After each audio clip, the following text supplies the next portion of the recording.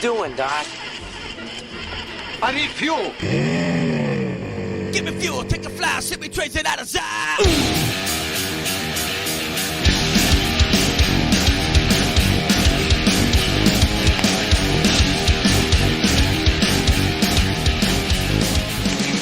Now, here are your hosts, John Eddie Jr. and Tom Tuttle.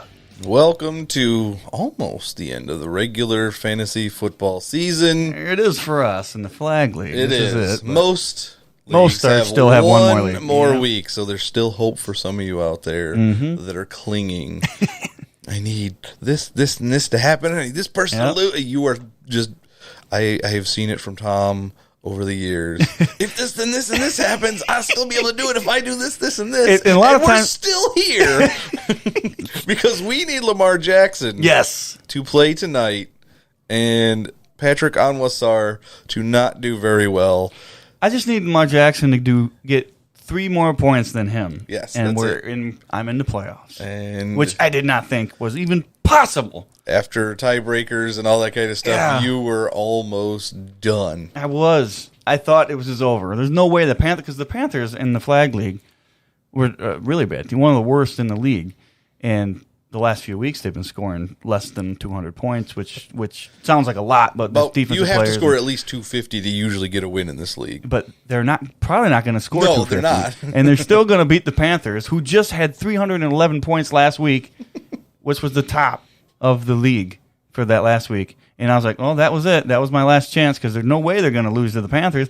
But here we are. Yes. And I could very well squeeze into this as long as Lamar Jackson doesn't just either completely crap their bed or get hurt the first 2 plays of the game. I should be in. And we talked about it earlier. The last couple of players that this person had to play were people that you had on your team. That's true. Earlier, I traded the Panthers, Lamar Jackson, and Blake Martinez, and this could just be perfect. Like last year, I manipulated it to get into the playoffs. Just barely. Stupid trades that I probably on paper doesn't make sense. Right. This year, I made a trade that I had no idea was going to help me in week 7. I call it week 17 because for us it's kind of what it is. But in the last week of the regular season, I had no idea that this was going to come down to this. But a couple of those guys that you got in return are guys that are going to help you in the future. Oh, yeah, still. Of course. Yeah. So it wasn't just to get into the playoffs like I tried to do last year and barely squeaked in, and then all the people I traded for. If I didn't make that trade and I still had Lamar Jackson, I may have lost one of them games because I needed the tight end. Right. I had Trey Burton. That was it. Now he's not even playing, so I would have lost. I would have lost a couple of them games. So I had to do that. Yes.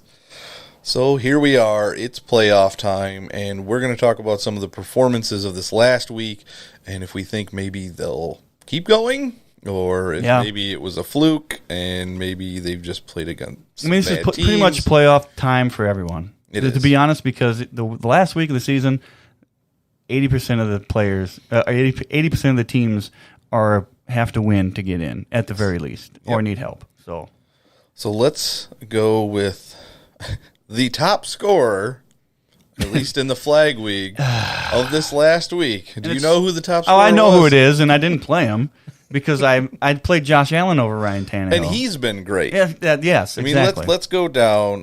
Josh Allen, what did he score this week? 28? I don't remember what 25. 25. 45. Last week, 44. The week before that, 29, 20, 24, 28, 25. Extremely consistent. Josh Allen has been fantasy great. Yes. And you can count on him, even though it looks weird. Beginnings of games, he's throwing an interception right away. He's 1 for 5 for 4 yards and interception. You're like, oh no. Something always happens in the fourth quarter, and all of a sudden he has 10 points, and then boom, 25. Yes. Wow. He'll rush for 50 yards after that, get a rushing touchdown, and then you're like, all right, I'm good. Yep. But who was that other player? That Ryan Tannehill. I didn't play him. I didn't need him, so thankfully that didn't come back to bite me in the butt. But Ryan Tannehill, we've been talking about him. The moment he took over was just a complete difference. In one, in that quarterback position for that team, and 2, for the team. The team's way better with him. The Titans, control their own destiny in the NFL. Yep. We can talk about more on our other show that we're doing now, Fuel on the Fire. Yeah. We will put some links for that in the show notes if you want to check out Yeah, our please just check straight it out. NFL talk. It's going to be a different podcast, so you're not going to be able to click on Fantasy Fuels podcast and find it. Right. You're going to have to search for Fuel on the Fire, and that's how you'll find it. You'll be able to find a link Yeah, if you click of on course. ours. But yes, Of course. you can't just... It doesn't magically show up. But anyway, Ryan Tannehill, 40.75 points in the flag league. Yep. And it's just insane. He is averaging like almost 30 points a game now since taking over. It's pretty nuts. And now I have this decision, who do I go with, Josh Allen or Ryan Tannehill? But Josh Allen's matchups in the next couple of weeks aren't the greatest. Right. But then again, you're thinking Josh Allen always finds a way, but Ryan Tannehill's been so good, and I just don't know what to do. So it's probably going to be a last-minute decision like usual. Right. And I'll make that call. All right, let's move on to the second highest scorer of the week, who was doing just okay, and then he caught, 9 balls this week and had a couple of rushing touchdowns. Leonard Fournette, who has been fairly consistent, but it's not been, like 20 points a game consistent. Right. It's either like 13 or 14 or like 30. Yep. So, I mean, you're fine with however he does it. He's giving you points, but... Either way, he's giving you what you need out of that position. And because this is part of the whole thing with the Panthers, they have Fournette, which is probably their best player on the team, to be honest. Of course. Well, besides Lamar Jackson. But Fournette went off. I needed all this stuff that needed to happen. It has happened. And I'm so happy about it. I can't express my feelings the way they should be. There's a tie for the third highest score between two wide receivers.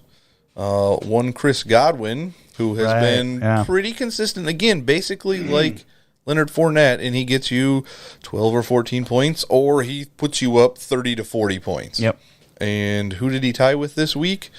Somebody who was very inconsistent the first 6 weeks of the year. Yeah. But as of recently, he's been going off a little more. He's been getting he's always been getting the targets. Yes. And that's when I said, first, it's Jarvis Landry. Yes. That's when I said, it's look at the targets, people. Don't look at the fantasy points, because if you do that, you're not going to like it. Look at the targets, go out there and get them. Trade them, buy low, because you can get this guy, and he can give you a really good rest of the season. If you do that, just look at the targets. The target share was huge, and now he's getting not just the targets and the receptions, he's getting the touchdowns. You mostly talked about Jarvis Landry preseason, and that he was a better player with Odell Beckham on the field. Yep. And it wasn't just him. It was every single one of them wide receivers that has played with Odell Beckham right. has been better That's because he's been on the field. And then, of course, we move on to the guy who has just... I mean, come on. Do we have to talk about Christian McCaffrey? We don't have to talk about Christian McCaffrey. The guy's just nuts. I will apologize to Christian McCaffrey for taking Saquon Barkley number 1 overall, only because I had Christian McCaffrey in 4 leagues already. I was like, I need to diversify a little, but I really shouldn't have. No, he's just the guy. He is just as good as it gets every single week. And we'll talk about the next player more in the other episode. The last 3 weeks have been pretty darn good for Sam Darnold. I am super excited to see what goes on in the future. Now, I know it's been a couple of bad teams, and then the Raiders have been good, but I don't want to get too much into it because we do have another show that we got to do. Right. That we can do that. We're talking fantasy right here. And we're talking about the next couple of weeks, whether you need to win and get in or you're looking at the first week of the playoffs. Sam Darnold's going against the Bengals and Dolphins. Yes. Bengals, Dolphins, he does have the Ravens in there. So that one you might want to be a little bit hesitant on. But if you need to get in... This is the week to play on. The Bengals are not good. And obviously, if you got tight end troubles and he's still sitting out there... Ryan Griffin, baby. Yeah. I mean, that's going to work. It's going to work. Been getting you the bare minimum double-digit points. Yes. Or 20-some points. I mean, it's been good. And it's not just that he's been good recently, but he's going against the worst team against the tight end now. So I would expect. Now, it's always the Jets thing. I always of course raise the roof higher for the Jets, and then all of a sudden it just crashes on me. But it would be expected that Griffin has a pretty solid week against the Bengals. You would think. You would think. And another player we'll talk about in the other episode we do, because this guy has just been an enigma wrapped within an enigma. I don't even understand how this player functions, but fantasy-wise, you can stick him in there. Jameis Winston. Yeah, the last 5 weeks, not one game under 20 points. Extremely consistent in the last 5 weeks. And even if you go back further, I mean, it's not been bad. He had week 1, 6.7, week 2, 17, and then he had an 18 put in there as well. But all the other weeks have been extremely good. And he's had 8 interceptions in the last 3 weeks, and he's still putting up 30 points. It might not be the guy you want for your team as far as NFL goes, but when it comes to fantasy football, he does you very, very well. And I was telling you earlier, I didn't even realize in the Flag League where we have contracts, I thought I was losing both of these quarterbacks on my team, but now apparently I still have them for one more year because I didn't realize I have Russell Wilson and Jameis Winston, who have been pretty darn good fantasy-wise. Yeah. Not this week for Russell, but overall he's been great. So who are you going to play next week? Playoffs. Well, man, Jameis. You're in the same situation I am. I don't know who to play as my quarterback. Jameis is going against the Jaguars, who have been okay against the pass. Yeah. Although that was probably partly because of Jalen Ramsey earlier in the year. They're terrible against the run, but the Buccaneers aren't very good at the run. Mm-hmm. And who did the Seahawks play this coming week? I don't remember. Let's look at week 13 really quick. I'm looking for Seattle Seahawks. Oh, that's right. Monday night against the Vikings. That's going to be a good matchup. Russell Wilson in prime time is almost unbeatable. Man. I mean, it's either way, it's a good problem to have. Right. If you play one of them, you should still get something. It's not you're gonna sit here and think, oh shoot, I didn't play the right guy, but you still got 25 points or whatever it is. Exactly. So you're gonna be fine.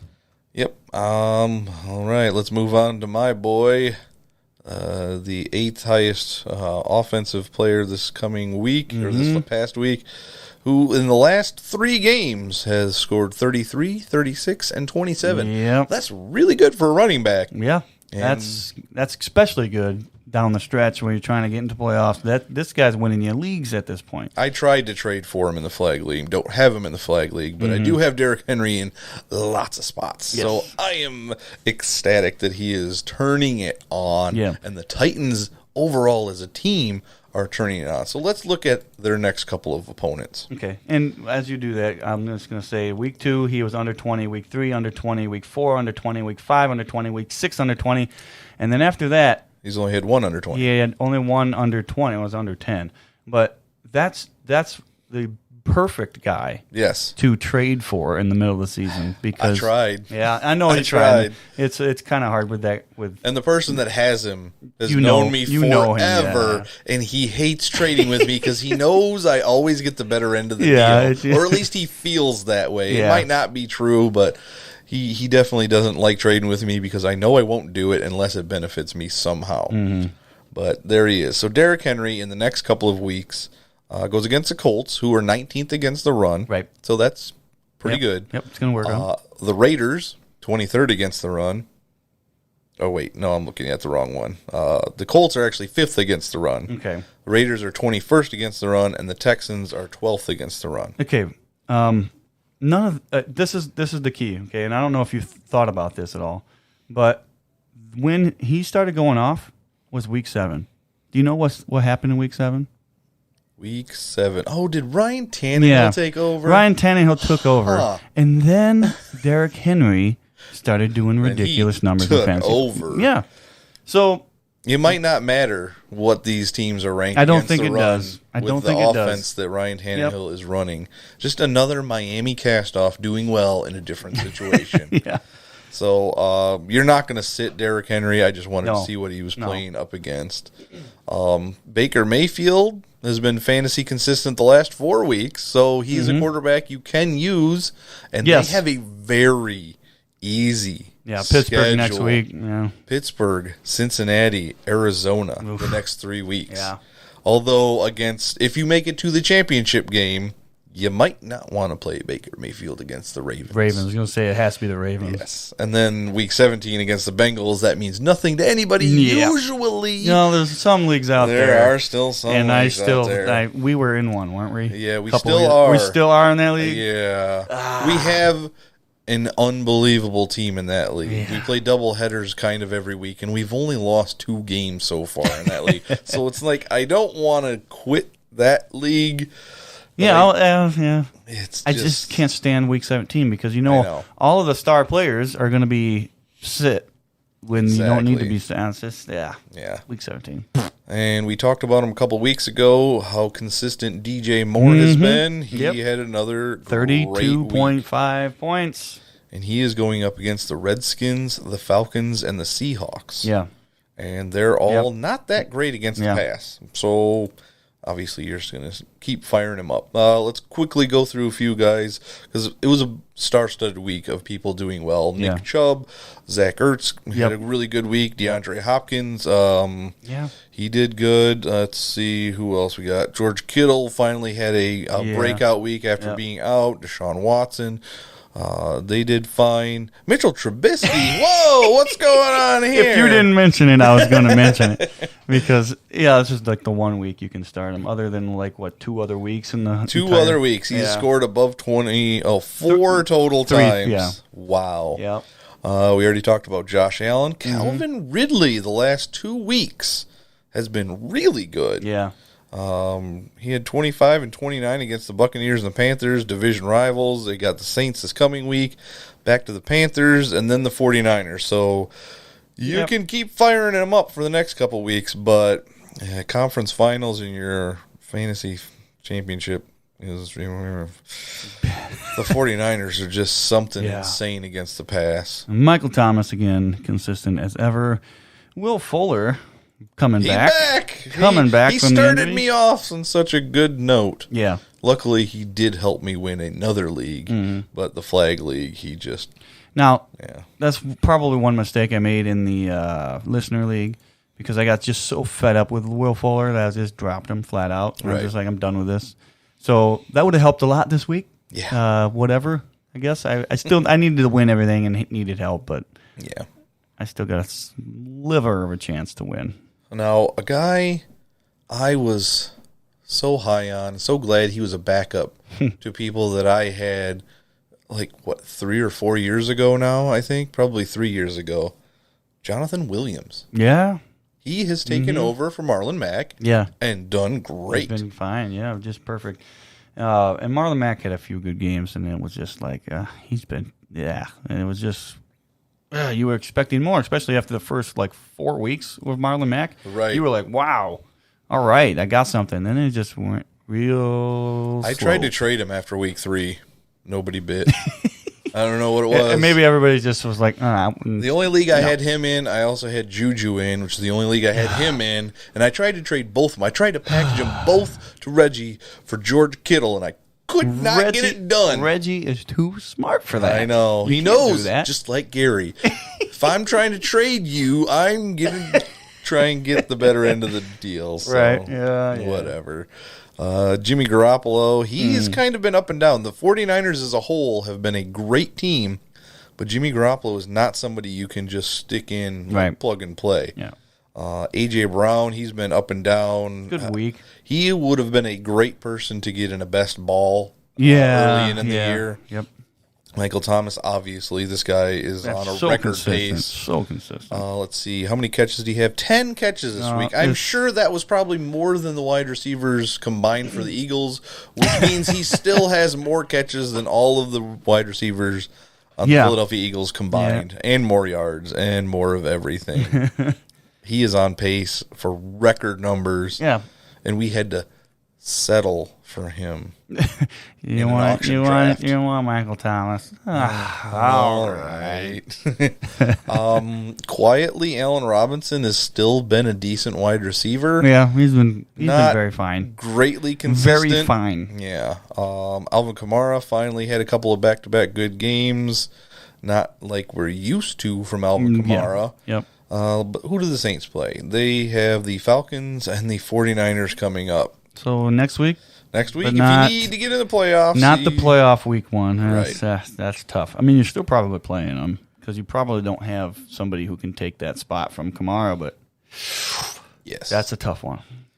Here's an interesting one because as soon as the game was done and that he got shot out of a cannon for his touchdown run against the Eagles, Rashad Penny, as soon as that game was done, like, oh, there's a running back by committee in Seattle. I don't know that I can trust that. No, Carson's been too good. I mean, you can't just all of a sudden dump the fact that Carson's been solid all Right. year, and then Penny has one really good week, which nobody was expecting. I'm sure almost nobody played him. Of course not. So, no, there's not a running back by committee. It was just he saw that Penny was feeling it. Sometimes if Penny could feel it all the time, he would be the running back Of course. because he's had huge games in the past. But he's not going to feel it every single week. I promise you it's going to be Chris Carson next week. Yes. The next wide receiver I'm going to talk about, I have to preface by saying there's going to be a quarterback change again for this particular player. And I'm not 100% sure why, although it may just come down to a coach trying to save his job and gain the locker room back. The Bengals are going back to Andy Dalton, which may have something to do with A.J. Green. Maybe keeping him around. See, I don't like this because this is the week the Jets play the Bengals, and I don't like anything to change. The story is there. So, yeah. I want the Jets. Honestly, I want them to win. I love watching them, but we don't have to get in it. We can get later on. But, yeah, it's just. Oh, Tyler Boyd is what receiver we're talking about. Of course, yeah. He had a decent week this last week, but he's been very inconsistent since Andy Dalton was benched. Hopefully. If this means A.J. Green gets on the field, honestly, I think this means better things for Boyd. I mentioned it before the season began, just like with Landry and OBJ, when A.J. Green's on the field, the other receiver across from him does just fine. Actually, it's Boyd.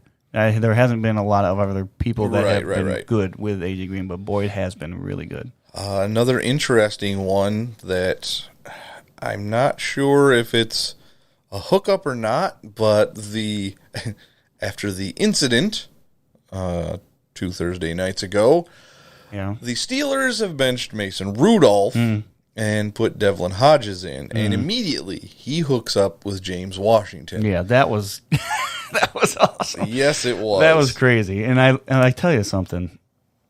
At some point, James Washington has got to step this game up because. Have you looked at his last 4 weeks? No, I mean I saw this last week, which obviously was great, but 17 this last week. 8.5 the week before. 19 and 11. Yeah. Okay. So it's getting there, and if he steps it up, him and Juju can actually. If Ben Roethlisberger can come back and be healthy and not retire, this could be something for them. It really could.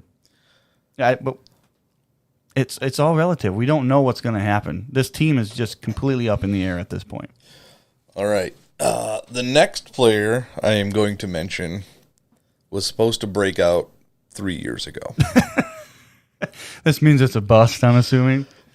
But he has been good this year. Okay, it's not a bust. Okay. All year. All right. I'm looking at these stats. Besides a crappy week 2 and 3. Okay, week 1, 11, 2, 2, 3, 9, 4, 17, bye, 12, 17, 12, 14, 12, 21, 16. Who am I talking about? I don't know. You're leaving me in the dark here. Devontae Parker. Yes. That's I think it has more to do with Ryan Fitzpatrick. Yes. I was just going to say launching it to his wide receivers. I tried. I don't know if I actually put a trade out there for it, but I was thinking, boy, boy, Parker is an interesting person right here because nobody's probably thinking, oh, Parker's mostly like a throw-in type of player, especially in the flag league. It's like, I don't really know. But if he can be consistent for you, it's great. And I considered it. I don't think I actually pulled the trigger on any of them. Now, I have to talk about this. Hopefully, the receivers are healthy going forward. They were almost ready to play this week.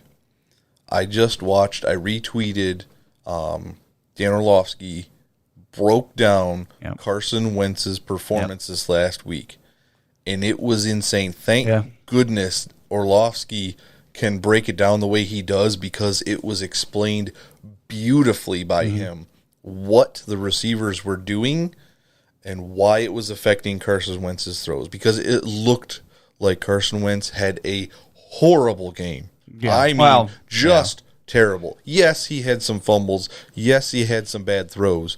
But the wide receivers were not making their routes the way they were supposed to be. And so you could see Carson Wentz was throwing it to where they were supposed to be, and they trailed off of a slant route. They didn't go forward on a hitch. They moved forward after they showed them their hands. Like, you're supposed to stop moving when you show your hands.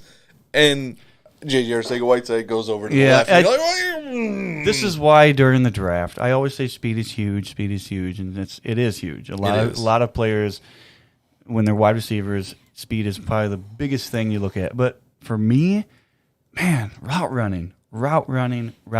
You get somebody who can do that. You can't teach speed, but you really can't teach route running. You're either really good at it or you're just not really good at it. And you just can't teach that stuff. Sometimes you just get it. Right. And that's why I drafted Hunter Renfrow late in these drafts. I drafted Keyshawn Johnson, who hasn't been a success. I thought it was going to be better than that. Fine, but you knew he wasn't going to be a number 1 or 2. Yeah, I'm not starting him. He's in my taxi squad. Right. But these guys are good route runners. You can do that. And listen, if you guys had some route runners, Arcega-Whiteside's not going to do that for you. He's not a route runner. Jeffrey, he's never been like a route runner. He's just been really good as far as it comes to like catching. When it's in his vicinity, he gets that ball. He is more on timing, not really the route itself. Just like timing is huge too. But right, but that comes down to whether or not the quarterback has like a Russell Wilson and Tyler Lockett. Yes. Like that connection there is unbelievable. But the only reason I'm really talking about Carson Wentz is if he gets even one regular starting wide receiver back in the next couple of weeks, they play the Dolphins, the Giants, and the Redskins the next 3 weeks. No matter what, he's still a good play. He should be. Matter what.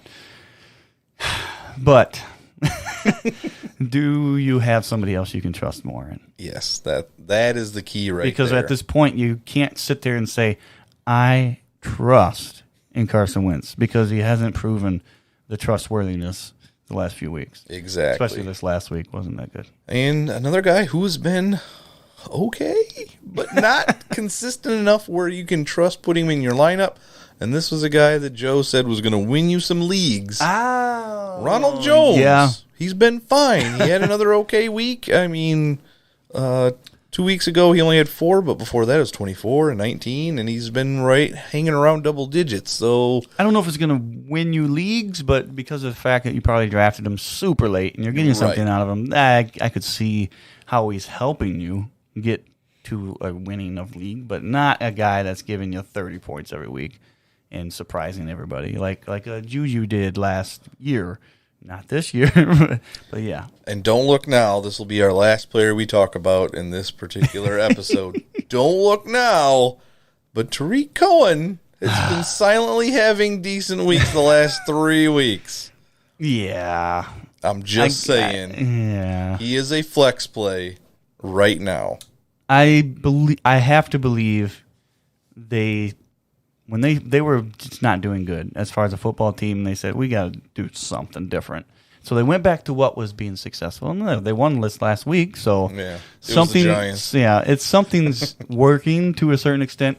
and they barely beat the Giants, so it wasn't like it was a blowout. They of any let kind. them back into there, and they had a weird exchange where they were going to go for 2, and there was a penalty, so they backed it up, and then there was another penalty, and it was like a 48-yard extra point, and he missed it. Yes.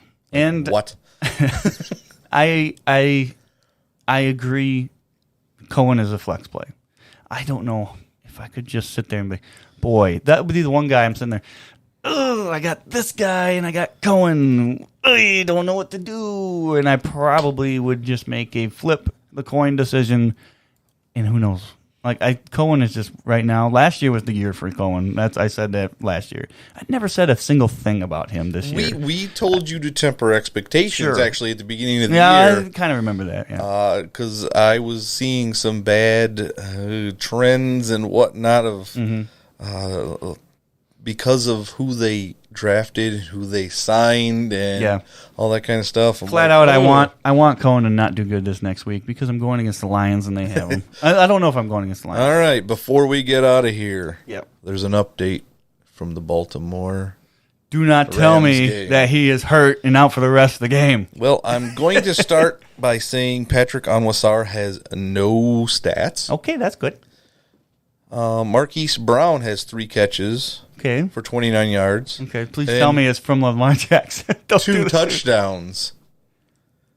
That's Lamar Jackson. Yeah. 3 of 3 for 29 yards and 2 touchdowns. Oh, this feels so good. So there you go. There you have it. It's probably 99.9% chance now. At this point, we can look real quick.